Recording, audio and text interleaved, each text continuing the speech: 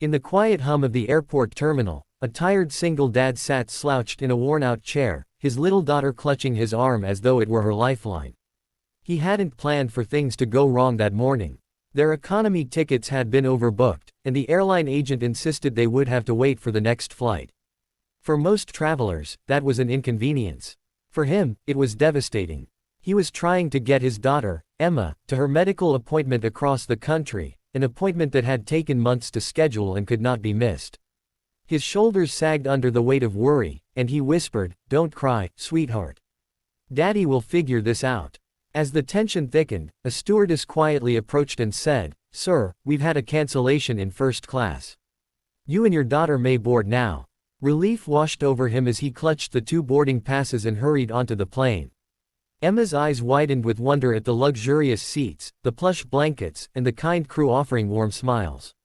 For a moment, it felt like a dream, a little piece of magic in their otherwise hard life. But in the back of his mind, he worried someone might come demanding their place, dragging them back into uncertainty. Minutes later, just before takeoff, a striking woman in an elegant but understated business suit entered the cabin. Heads turned, whispers passed through first class. She moved with a quiet authority, the kind that made people sit straighter without realizing it. She stopped directly beside their seats. The dad felt his stomach twist. This must be the rightful owner of the seat. His face flushed red as he stood quickly, ready to explain, ready to be humiliated. "I'm so sorry," he stammered, "they gave us these seats by mistake. My daughter, she needs to get to a doctor. We'll move right away." His words tumbled out in a rush of shame and desperation. Emma's small hand gripped his tightly, her wide eyes silently begging him not to give up their place. But the woman didn't scold, didn't frown.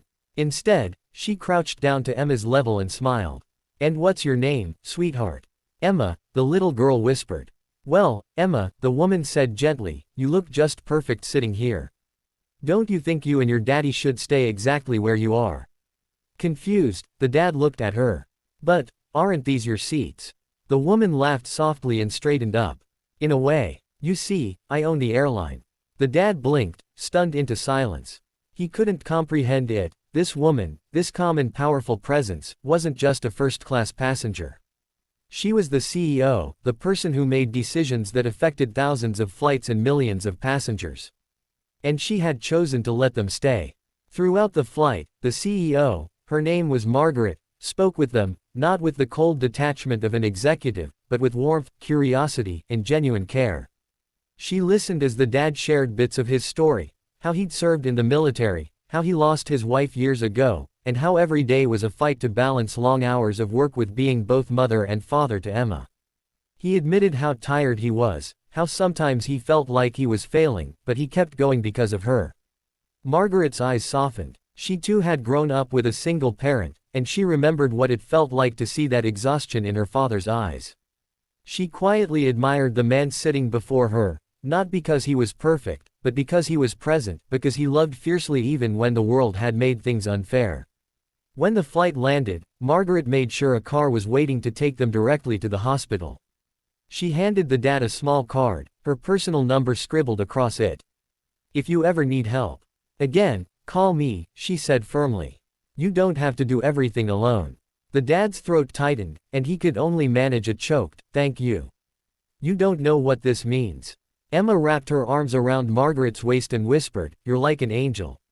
For the first time in a long time, the man felt like maybe the world wasn't entirely against them. Days later, while sitting in the hospital waiting room after Emma's appointment, the dad received a call from an unfamiliar number. It was Margaret. She told him she had arranged something special, a scholarship program for children like Emma, and a flexible job opportunity for him at the airline. Steady pay, better hours, and the chance to be the father he wanted to be. Tears blurred his vision as he listened. He realized this wasn't just about a first-class seat anymore. It was about dignity, hope, and the reminder that sometimes, when life feels unbearably heavy, kindness can arrive in the most unexpected places, even 30,000 feet in the air. So if you're still watching right now, ask yourself this: what would you do if kindness landed in your lap when you least expected it? Stories like these remind us that compassion is powerful, and that one small act can change a life forever.